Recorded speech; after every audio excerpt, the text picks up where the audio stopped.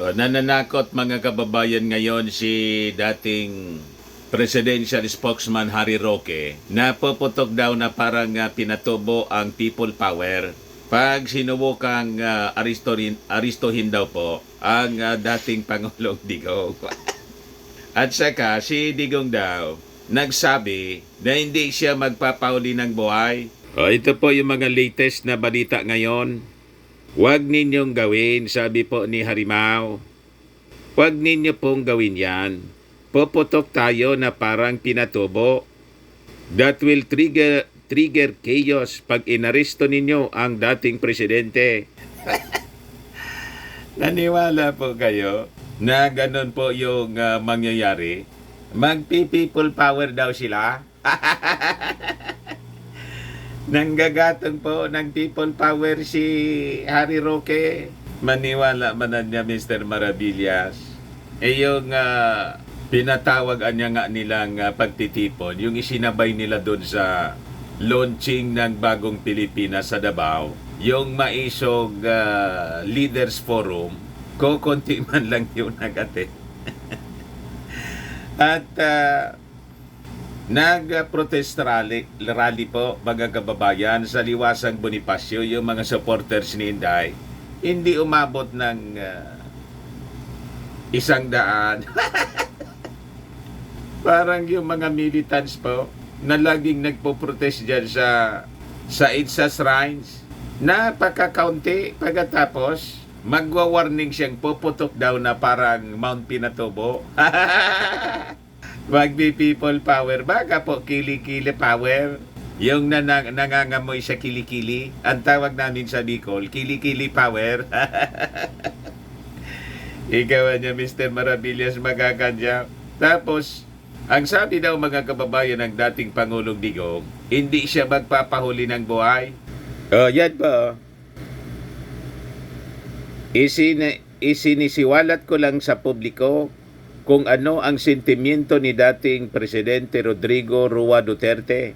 Hindi siya magpapahusga sa mga dayuhan. Grabe na niya Mr. Maravillas ang pagkapraning ng kampo ng mga Duterte. Hindi siya magpapahuli ng buhay sa ICC. So ano po yung plano ni Digong kung hindi magpapahuli ng buhay? Ibig sabihin ba lalaban siya? Kaya siguro may advice si Trillanes mga kababayan na kailangan daw disarmahan na si dating Pangulong Digong, kumpiskahin yung mga baril na nasa posisyon ng dating Pangulo.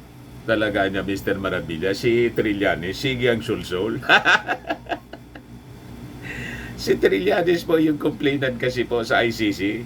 Isa sa mga complainant po. Ito po, sabi ni Trillanes, to PNP, confiscate Rody Duterte's guns amid Mindanao secession threat. Kaya pala niya Mr. Maravillas, talagang inalerto na ng armed forces sa Davao Region yung mga kasundaluhan. Baka daw po ma-infiltrate. Yon ang sabi ng Armed Forces of the Philippines ni General Browner. Pareha sila ni Senator Bongo po. Yung sinasabi ni Roque, sabi ni Senator Bongo, papasok ka rito, aristohin mo yung former president sa Davao without cooperation, without coordination. Magulo yun. Papa-aristo ba naman yon si former president? Talaga niya Mr. Maravillas, nagpapahiwatig na lalaban. Hindi daw papahuli ng buhay. So, ang theory natin, lalaban yung dating Pangulo gamit yung kanyang mga sariling army. Kung may private army siya doon, or baka mga kababayan, iba yung ibig sabihin ni Harry Roque. Ano pa niya Mr. Maravillas yung isang possibility? Baka mag-ala Ronaldo Valdez po or General Reyes. Hindi papahuling buhay. Baka kunin niya yung sarili niyang buhay mga kababayan, yung masyadong kahindik-hindik. So pag ganun mga kababayan, tama yung recommendation ni Trillanes na disarmahan yung dating Pangulo. Kasi ganitong mga statement po, talagang delikado. Ito yung hindi ko na-play mga kababayan na statement ni Roque kanina, kahapon yata to. Roque sa posibilidad ng pag-aresto kay Duterte that will trigger chaos anya. So grabe yung kanilang mga pagbabanta. Talagaan niya Mr. Maravillas manggugulo. Kaya parang tamaan niya Mr. Maravillas yung kaninang dinidiscuss mong hindi na tapos. Yung video ko po kanina, napindot ko po, naputol. Alin doon, yung sabi po ni Jonathan Malaya, yung National Security Advisor, National Security Council spokesman, na yung China is using operators to divide the Philippines on West Philippine Sea. Ipagpatuloy po natin ngayon, mga kababayan, na ang sabi ni Jonathan Malaya, yung China ay may mga ginagamit na tao. At ito nga na po, yung mga lumabas na balita, expose ni Katrina Ponce Enrile, na yung mga anti-Marcos vloggers, sina Sasot, Mr. Sasot at Maharlika, pinupunduhan daw mga kababayan ng pera galing sa China at sinabit niya si Martin Andanar para magpalaganap ng mga anti-government propaganda. Ganon din yung sinabi po ni Gary Alejano, dating congressman ng Magdalo, at saka dating marine officer. Kasama sa yun, siya daw yung nire-recruit, na ang agenda isupport po si Inday Sara, pagkatapos siraan po yung ating Pangulong Bongbong Marcos. Yan, sabi po ni Gary Alejano sa interview po ni Christian Isguera, yung dating taga ANC po. But before ko mga kababayan ipagpatuloy yung mga naputol natin na mga discussions kanina para maging malinaw po sa inyo kung ano itong mga kaganapan, kaguluhan po na ginagawa ni dating Pangulong Digong nung kampo niya po, click subscribe mo na dito sa ating YouTube channel and hit the notification bell para lagi po kayong updated sa mga kaganapan dito sa ating bansa. Sa mga Marcos loyalist po na hindi pa nakasubscribe, napaka-importante po itong panahon na to na mag-subscribe kayo sa ating channel para po hindi kayo malason ang inyong isipan ng mga black propaganda nitong mga anti-Marcos vloggers na pinupunduhan ng China. Massive po yung kanilang black propaganda and fake news. Like and share na rin po ninyo ng ating video. At huwag na rin po ninyo na skip yung ating mga commercial ads para tuloy-tuloy lang ang pag-unlad ng bagong Pilipinas. Sa mga naghanap po ng malinis and spacious fitness gym, bumisita na lang po kayo sa aming Colossal Fitness Gym. We also offer Grab Car Rental with our brand new 2023 model ng Toyota Innova.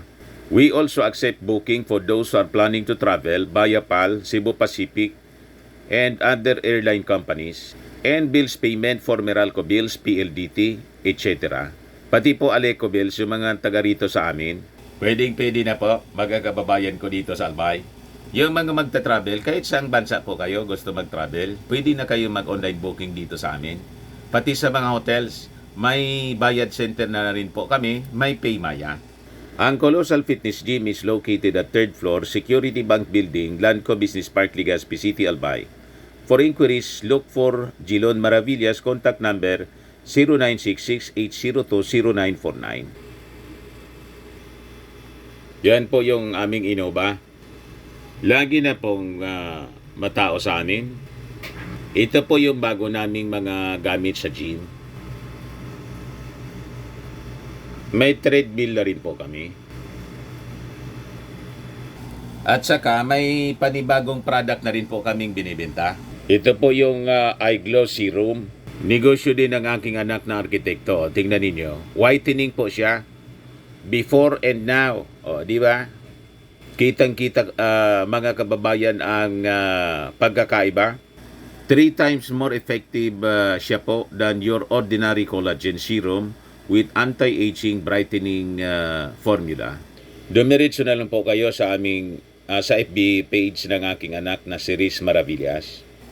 Ito naman po, Firmax, mainam po sa paninigas na mga kaso-kasuan, pinapahid po sa mga pulses in other affected area. Mainam din po sa mga pains. Ito naman po, Automax Radiant Serum. Sa mukha naman yung application. Anti-aging po siya. You will look 10 years younger than your age. Sa mga cancer patients naman, baka lang gusto ninyo po itong itry, Nengxia Red Mix Fruit Drink. Hindi man po siya gamot, food supplement siya. Kaya lang, gawa siya sa goji berry. Yung goji berry po, may anti-cancer properties. Ayos pa. O yung mga inquiries ninyo, dumiretso na lang kayo sa aming messenger sa Facebook para masagot namin agad. So gusto na namin na niya, Mr. Maravillas, marinig yung mga pananakot ni Harry Roque. Puputok daw na parang pinatubo yung galit ng mga mamamayang Filipino. Pag binasa po ninyo yung mga reactions dito, tuwang-tuwa nga yung mga mamamayan. Kukunti lang, ilan-ilang lang po yung conforme sa kanila. Kasi sino man po ang magugusto sa nanggugulo na habang yung ating Pangulong Bongbong Marcos, trabaho ng trabaho po. Mamaya, ipakita ko po sa inyo yung mga magagandang balita. Kasi makikita ninyo ngayon, yung kampo ng ating Pangulong Bongbong Marcos, lahat ng mga magagandang balita, yun ang maririnig ninyo sa kanya. Lahat para sa kapakinabangan po ng ating mga mamamayan Filipino. Yung kampo po ni Digong, magulo. Di ba? Pati mga supporters po. Lahat masasamang mga pananalita. So, tingnan ninyo ito. Roque sa posibilidad na pag-aresto kay Duterte that will trigger chaos. Iparinig ko po sa inyo yung sinasabi niya. Galing po ito sa News 5. Hindi ko lang po isintro, yung audio lang po para hindi tayo ma-restrict. Ang nagkakagulo na po ay yung nabanggit ko na posibilidad na baka maaresto ang ating Pangulo Duterte. Nagkakagulo na daw. Sino man yung nagkakagulo? Sila man lang po yung nagkakagulo. Di ba? Nagpapanik sila. Yung ating mga taga-gobyerno po, yung mga government officials natin, yung Pangulong Bongbong, si Martin Romualdez, yung ating mga congressmen, sige lang po yung trabaho. Tuloy-tuloy po yung hearing sa Kongreso. Ang dinidinig ngayon po, yung pag-revoke ng franchise ng Isiminay. O di ba? Nadamay sa kanilang kaguluhan, sa ginawa nilang mga pagmamalabis, pati yung istasyon ni Gibbs. You see? Sila naman lang po ang siging gawa ng problema nila. O ngayon, bakit nagkakagulo sila? Dahil daw po mga kababayan sa possible arrest anytime sa dating Pangulo. Other than that, may issue pa dito sa secession na malamang patong-patong na kaso ang kaharapin po nila. Si Digong, saka po si Pantaleon Alvarez. You see? Dahil po sa walang habas na pagsasalita. Tapos sasabihin nila, yung pag-aresto daw kay Digong will trigger chaos. Aalsa daw yung ating mga mamamayan Filipino. Di subukan ninyo. Tingnan natin kung makatipon kayo ng mga tao na tulad ng EDSA People Power 1. Di ba? Ginagatungan nila yung mga supporters po na mag-alsa laban sa gobyerno. Inciting na naman po to rebellion. Panibagong kaso na naman ito. Ituloy natin yung sinasabi ni Harry Roque.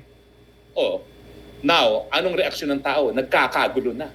Walang tigil ang aking telepono. Anong gusto nyong gawin namin? Telepono mo man lang po. Wala man po wala man ganong tawag sa mga istasyon ng radyo at telebisyon. Sa amin po, wala man ganong mga reaction. Mamaya, basahin ko yung mga reactions dito mismo sa sa balita ng News 5. Tingnan natin kung maraming nagsisimpatya po sa inyo. Ituloy natin yung sinasabi niya, mga kababayan. People power na ba tayo? People power daw. Uminahin po tayong lahat, ha? kasi hindi pa naman po nangyayari. Pag nangyari po yan, asahan nyo po, ako'y mag-i-spokesawar at ako mananawagan para sa mga Pilipino na manindigan. Pag nangyari po yan, asahan nyo naman ako na ako'y mag-spokesawar dyan. So ngayon, kulang po kayo. Now, bukod dun sa aking 3 sources, na talaga naman pong mga kapanipiniwala yan, no? Bakit pa kayo maghahanap ng source? Nagsalita na yung complainant labang kay Pangulo Duterte, si dating Senador Trillanes. Anong sabi niya? Tapos na ang investigasyon, ang susunod na lalabas na ang warrant of arrest. Di ba sinabi niya yan? Bakit pa kayo nagdududa na mangyayari yan? Siya ang complainant. Confidential ang proceedings ng ICC, pero hindi nila po pwede baliwalain ang mga complainants. So talaga niya, Mr. Marabilla, si Trillanes yung salarin. Tinagot po ni Trillanes at ngayon na naman po may bagong pananakot si Trillanes. Nananawagan na si Trillanes sa ating PNP kumpiskahin yung mga armas. Paano hindi mag-propose ng ganon, mag-suggest si Trillanes ng ganon, na nagsabi kasi si Harry Roque, ipahabag itong si Harry Roque, hindi daw pahuli ng buhay. So ang ibig sabihin, mga kababayan, lalaban si Digong pag sinerve yung warrant of arrest. O di ba? Resisting arrest, mga kababayan. Tuwang-tuwaan niya nito si Dilima, Mr. Maravillas. Talagang tuwang-tuwa po si Laila Dilima. Na section sa ICC para dun sa mga victims, no? Kasi talagang progressive po ang progressive dahil nga they respond to the victims, no? Meron talaga opisina that takes care of yung victims, no? Hindi naman biktima si Trillanes, pero siyempre sa kahit ano namang legal proceedings, kinikilala kung sino mga complainant. At complainant yan si Senator Trillanes. So bakit natin pagdududahan siya kung sinasabi niya na palabas na ang warrant of arrest? Pero ang sinasabi ko po, hindi naman ako solely nag-rely kay dating Senador Trillanes. Nagkaroon po ako ng 3 iba't ibang sources na malapit na daw ang arrest. Pero ito po hindi malinaw kung ang warrant of arrest ay galing sa ICC o galing dito sa Pilipinas. Bakit? Ay nasa dyaryo ngayon, yung mag-amang Romualdo na Camiguin, nagsasabi na yung sinabi daw ni Presidente na dapat maghiwalay ang Mindanao, secession. Yung dating tao ni Presidente Duterte, Secretary Anyo at Talaga po baseless yung mga panggatong lang, yung mga sinasabi ni Harry Roque. Hindi daw niya alam kung galing sa ICC o sa lokal. Kasi may plano pa man lang po, hindi pa man po nagsasampa ng reklamong sesisyon yung mag-amang Romualdo, gobernador ng Camiguin at congressman. Paano magpalabas ng warrant of arrest? Wala pang asunto. You see? Wala pang reklamo. Tapos napapraning na kayo. Talaga niya, Mr. Maravillas. Plus na panggatong. Tinitest po nila yung support ng mga mamamayang Filipino sa kanila kung kakagat po sa kanyang panggagatong. Di ba po malinaw, mga kababayan? Sabi ko po sa inyo, huwag kayong pagagamit. Illegal po yung kanilang lahat na pinaplano, ginagawa. Yung Mindanao Secession, ang konstitusyonal. Yung sa ICC, aka-aka man lang po nila. Kasi, ang sabi ng ating Pangulong Bongbong Marcos, never silang magko-cooperate po sa ICC. May statement na po si DOJ Secretary, Boying Rimulya. Ayan po. Sabi ni Boying Rimulya Harry Roque, the ICC has not made any contact directly or indirectly with the DOJ. I don't know anything of what Harry is talking about. baka niya, Mr. Maravillas talaga. Tumira din ang fentanyl si. Kaya nawawala na rin sa sarili si Harry Roque po. Wala man po. So kung mayroon po, magko-coordinate sa gobyerno kasi wala man pong enforce police power enforcing arm yung ICC. So, alimbawa pa, maglabas ng warrant of arrest. Sino mag-enforce? Sige nga, na ayaw mag-cooperate ng ating gobyerno kasi yun ang posisyon ng ating Pangulong Bongbong Marcos. So, anya Mr. Maravillas ang motibo ni Harry Roque? Panggugulo po lang, mga kababayan. Ginugulo po ang ating lipunan. So, sa malamang po, ito yung gustong mangyari kasi sa atin ng China. Binulgar ni Jonathan Malaya. Maya po, ipagpatuloy ko yung naputol kong discussion kanina na may ginagamit yung China ng mga operators dito. Ayan po. China using operators to divide Philippines. Para pagwatak-watakin po tayo at pati po siguro itong secession movement nila para guluhin po yung Pilipinas. Diretso natin itong pagkapraning ni Harry Roque. We will meet any threat to secede from the Republic with force. Ano ibig sabihin yan? Gagamitan namin ng dahas, poprotektahan namin ang territorial integrity ng Pilipinas. So, yung isang kongresista at dating gobernador nagsasabi, sedition.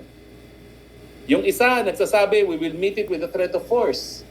So, ibig sabihin, abay baka kasuhan nila ang dating presidente ng sedition. Siyempre, kakasuhan po. Seditious acts po, yung kanyang ginagawa, gusto nang windagin yung Pilipinas. Seditious act. Diba? Yung dating mga secessionist rebels nga po, nakipagkasundo na sa gobyerno, MILF, MNLF. Pagkatapos, kayo ngayon yung gustong pumalit. O, diba? Kaya nga yung mga taga Mindanao po, tuwang-tuwa yung ating Pangulong Bongbong Marcos. Nagpasalamat po, nagpaabot ng pasasalamat sa mga taga Mindanao sa malaking support galing sa mga Mindanaoans, lalo na sa mga Dabaweños. Ayan po. President Ferdinand Marcos Jr. personally extended his gratitude to Dabaweños for the unwavering and warm support to his administration, as fondly remembered the long friendships that he and his family had forged in the city. You see, madaling sabi niya Mr. Maravillas, pati yung mga taga Davao na supporters ni Digong, umanib na sa Pangulo. Maraming taga Davao po ang supporters ng ating Pangulong Bongbong Marcos. Ang hindi lang supporter po, yung pamilya Duterte. Kasi tinawag na bangag at adik na presidente at yung isa tamad. Tamad daw mga kababayan yung ating Pangulo. The rest po, other than siyempre, yun mangilang-ilang, nakaalyado din nila, tulad ni Pantaleon, lahat po sumusuporta sa ating Pangulong Bongbong Marcos. Si Migs Nograles, Congresswoman yun, mga kababayan na nagpapaimbestiga ngayon sa SMNI. Pero yung kapatid po, siyang nagbigay ng franchise sa SMNI. Supporter po ng ating Pangulong Bongbong Marcos at ni Martin Romualdez. Yung mga Mindanao congressmen talagang landslide sa ating Speaker of the House. Si Speaker of the House po, si Martin, nasa Cagayan de Oro City ngayon. Pinapractice na siya yung pagiging Pangulo. Di ba hindi yan pag-practice? Parang si President Bongbong na po. Ha? Anong okasyon na niya yan, Mr. Maravillas? Hindi kayo nakakalata, mga kababayan? Lagi nang kausap ng ating Pangulong Bongbong Marcos at saka ni Martin Romualdez, yung ating armed forces. Kaya lalo niya, Mr. Maravillas, natataranta yung mga Duterte. Wala na po sa kanilang simpatsya. Kahit nga po yung Task Force Davao, they will follow, mga kababayan, the chain of command. They are professionals. Kung sinong nakaupong presidente, yun ang susundin nila. Bakit po? Lalo't wala man pong ginagawang masama ang ating Pangulong Bongbong Marcos at si Martin Romualdez, kundi yung ikakaganda, ikakaunlad ng ating bagong Pilipinas. Yan po si Martin, kasama ng Armed Forces of the Philippines. House Representatives AFP Fellowship, pinapractice na po ng ating Pangulo. Siya po talaga ang tinitrain. House Speaker Martin Romualdez executes hand salute to the flag and honor guards while trooping the line Wednesday morning at the headquarters of the 4th Infantry Diamond Division Camp Evangelista in Patag, Cagayan de Oro City. Romualdez is in Cagayan de Oro City to attend the House of Representatives Armed Forces of the Philippines Fellowship. Talagang kitang-kita niya, Mr. Maravillas, ang palatandaan na ang babasbasan talagang successor ay si Martin Romualdez. Kaya nga po na-insecure masyado yung mga Duterte. Sa totoo lang, kaya sila nagwawala. Kasi sa isip nila, ang dapatan niya na pumalit, di ba niya majority? Si Inday kasi Vice President na. Yun po ang nasa isip nila. Politika. Sabi ko po mga kababayan, ang knight in shining armor ng ating Pangulong Bongbong Marcos, si Martin. Siya po ang shield ng ating Pangulo sa House of Representatives para hindi magtagumpay ang anumang attempt to impeach the President. Itong si Harry Roque, gusto ngang paalisin si Martin. Nag-appeal sa ating Pangulo, pakikinggan ba naman siya ng ating Pangulo? Palitan daw si Martin Romualdez ng mature at statesman. What? Yan yung panawagan ni Harry Roque po nung isang araw. Balikan natin si Harry Roque sa kanyang mga nonsense na mga pinagsasabi. Do not hesitate to use force. Nagtataka pa ba kayo na posible talaga na maaresto ang Presidente Duterte either because of an ICC warrant of arrest or dito sa lokal. Pero yung pag-aresto na lokal, meron din po akong multiple sources na kapanipaniwala din. Paano nga aarestuhin ng lokal? Wala pa mang kaso. May nag-asunto na ba? Para mag-issue ng warrant of arrest, ang dami pang prosedimento na dadaanan niya. Wala pa ngang nagsasampa. Doon naman si Harry Roque. At yung sa ICC sinasabi mo, hindi man makikipag-cooperate nga yung ating gobyerno. Napakalinaw. Kaya sabi ni Harry Mulya, iwan ko niya dyan. Kaya Harry Roque, kung saan niya nagkukuha yung mga balita niya, talaga po nanggugulo lang sila. Kung paano masaserve sa kanya. Ako'y nagtataka din kung paano masaserve ang warrant of arrest na lokal na kaso. Kasi dapat dadaan yan sa PI unless nagkaroon ng tinatawag na inquest proceedings caught in the act. So mahirap po yun na magkaroon ng warrant of arrest. Yun naman pala. Caught in the act, unless gagamitin nila yung sinabi niya sa television and they will accept that as evidence of being caught in the act na nagkakaroon ng sedition dahil na-broadcast yun. Posible, pero pwedeng questionin. Pero pwede bang mag-issue ng warrant of arrest? Anything is possible. Pwedeng ma-question, mapawalang visa, but anything is possible. Pero anong mensahe sa mga pangyayari? Posibilidad pa lang, nagkakagulo na ang taong bayan. Kayo man lang po. So kung sa tingin ng ilan dyan na dapat mag-cooperate ang Pilipinas pag nagkaroon ng warrant of arrest ang ICC at ito ay ipapaserve sa pulis o sa sundalong Pilipino, think again. Talaga pong magkakagulo. You see, yung banta ng kaguluhan po galing sa kanya, baka pati siya makaso. gamitin na ebidensya po itong mga pinagdadaldal niya, nagtalagaan niya magkakagulo. Nag-incite siya po ng tao na mag-aklas laban sa gobyerno. You see? Tama ka niya, Mr. Marabilia. Siya mismo nagdadala. Ito, nakasave ito ng mainstream media ng TV5. Galing ito sa TV5. Oh. TV5. 20 hours ago.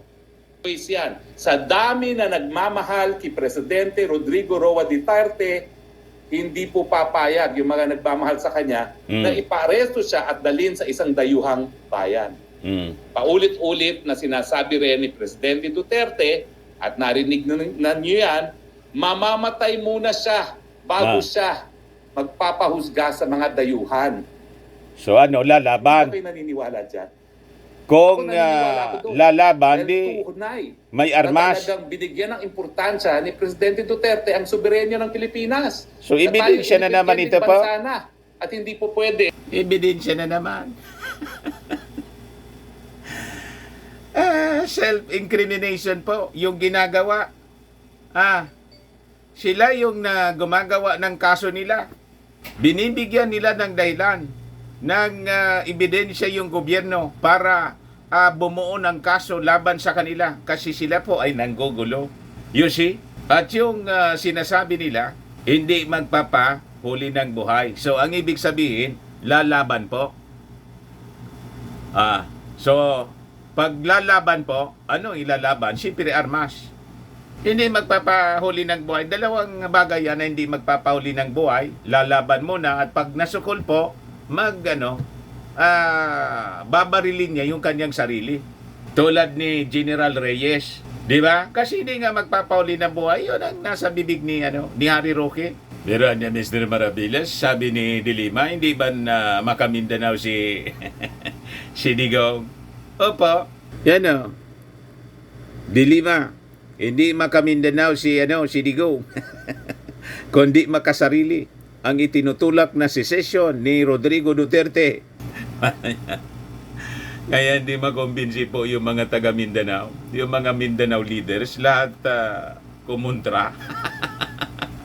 Alam nila, pag sarili man lang po. At sabi ni Montol po, nawawala lang niya sa sarili siya, no? Para niyang nawawala na sa sarili. Kailangan na niyang tigilan na niya yung fentanyl. Ituloy natin yung sermon. Yung pananakot ni Harry Roque sa mga pananakot at panggagatong sa mga mamamayang Filipino, lalo sa mga supporters nila. Ng mga dayuhan. So, sa mga nagsasabi, fake news, well, unang-una, sa mga panahon po ngayon, wala nang fake news.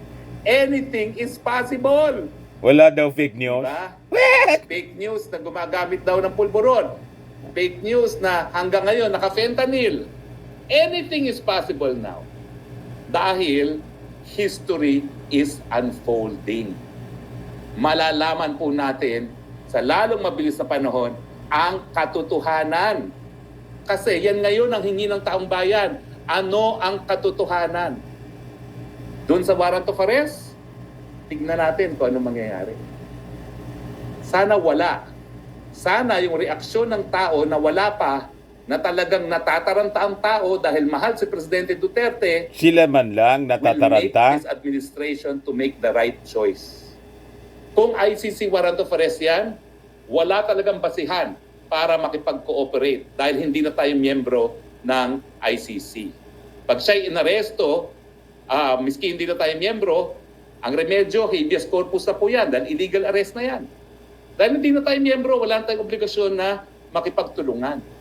Pag siya naman inaresto dahil sa sedition, well, kinakailangan dumaan muna yan sa preliminary investigation.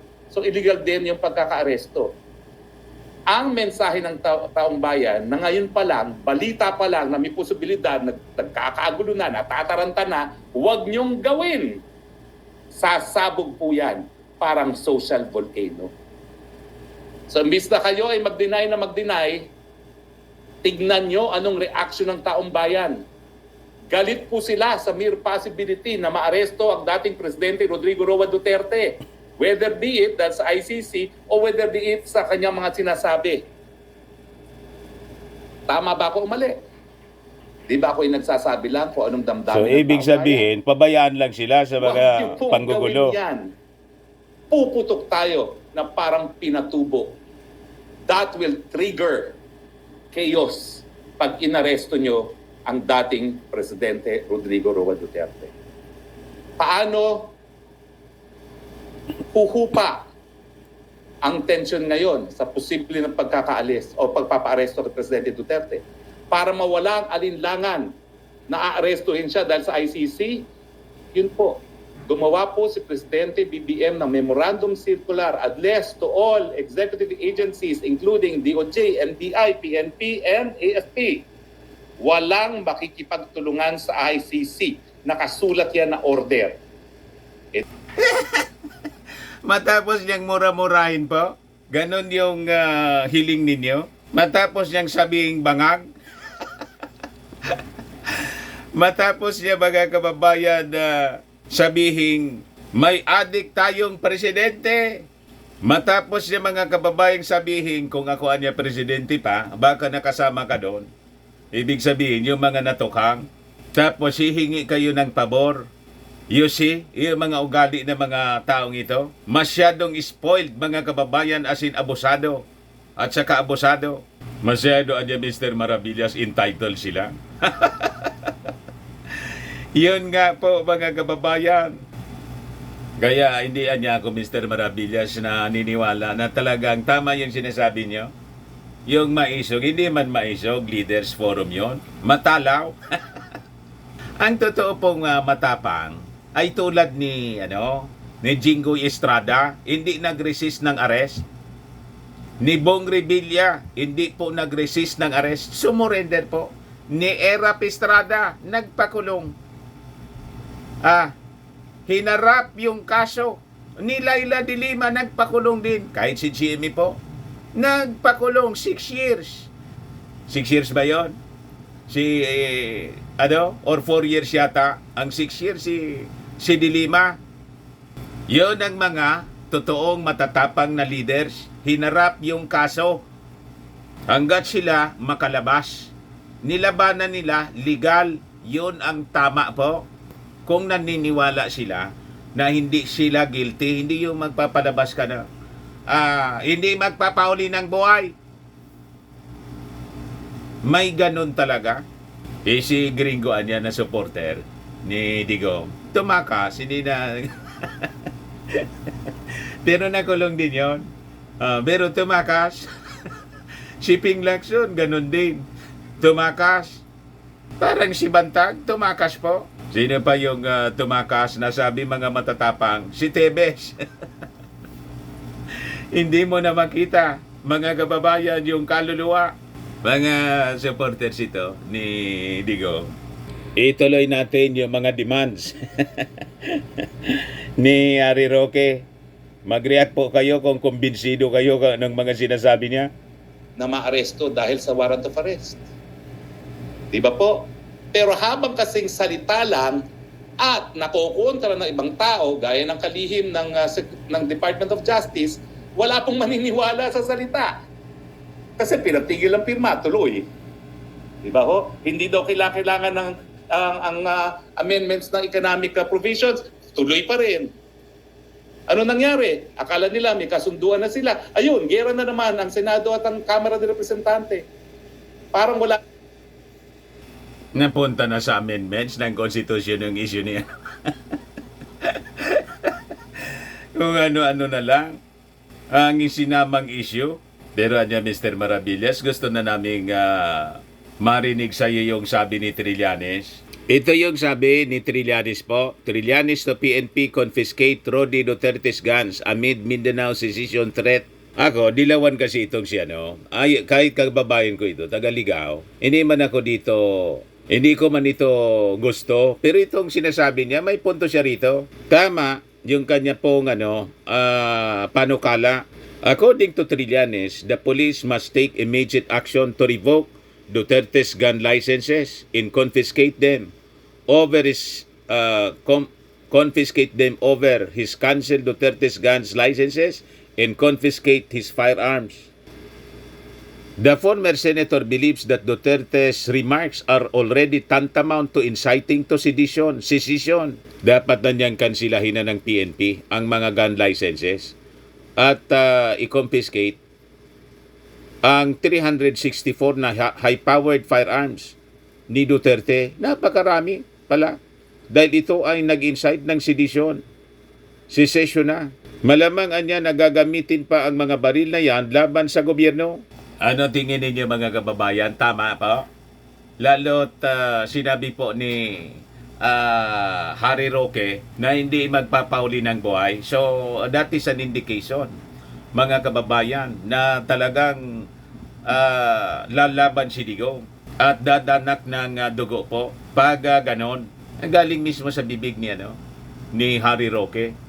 So ito mga kababayan, yung pagpapatuloy natin ng discussion na naputol kanina, na may mga operators po na binabayaran yung China rito sa Pilipinas to divide the Philippines. So malamang itong secession movement na biglang lumitaw ay ito na yung sinasabi ni Jonathan Malaya, spokesman ng National Security Council. Ito'y sinabi niya noong isang taon pa, August 23, 2023. Report po siya ng Inquirer. China using operators to divide Philippines on West Philippine Sea. Yan si Jonathan Malaya po. 18 pala. August 18, 2023. Mali yung pagkaalala ko. China's political operators anya supporting Beijing's claims in the West Philippine Sea are undermining the Philippines' position against China's maritime claims. Sabi po ni Jonathan Malaya. One particular assertion that the Philippines supposedly promised to remove the BRP Sierra Madre from Ayungin Shoal is part of Beijing's psychological warfare to sway Filipinos' public opinion in favor of China. Gumagamit niya sila ng cognitive warfare, a kind of multi-pronged propaganda campaign that includes use of artificial intelligence. The objective is to influence the opinion of China's adversaries through manipulation of information to gain advantage. It's to their advantage that we were divided as a nation. They are undermining our country's position through their political operators here at a time when we need to be united and show the world that we are supporting the Philippine stand. So malamang pati po itong secession movement, mga kababayan, kaya inalerto yung ating kasundaluhan. Miniting po ni General Browner yung mga sundalo sa Mindanao, lalo na po sa Davao region, for possible infiltration. Lalo't nanawagan ng secession po, mga kababayan, si Digong. At yung sinabi po ni Gary Alejano, dating Magdalo congressman, na pati siya po nire-recruit to support Inday Mona. Then maglunsad ng mga smear campaign laban sa Pangulong Bongbong. Yun ang sabi sa interview niya. Tingnan na lang po ninyo kay Christian Esguerra sa kanyang YouTube channel. Christian Esguerra, Facts First. Yun. The other day lang po. Ito po mga kababayan, yung hiramin ko muna 85,000 na pala. Kahapon to, Christian Esguerra, yung dating taga-ANC. Yan si Gary Alejano. Diyan, sabi diyan, Magdalos Gary Alejano may ibinulgar sa alitang Marcos Duterte. Ano ang laro ni ex-President Duterte? Yan. So, pakinggan po ninyo yung sabi ni Gary Alejano. Maliwanag na yan na Christian, no? Publicly, lagi niyang sinasite ang military at parang sinasabi na itong presidente nyo talagang kailangan tanggalin yan, no? Ba't kailangan niyang tawagin ng military? Bakit tawagin niya Referring to Bongbong. sa issue na yan? Kailangan tanggalin Even daw. before this public pronouncement, President,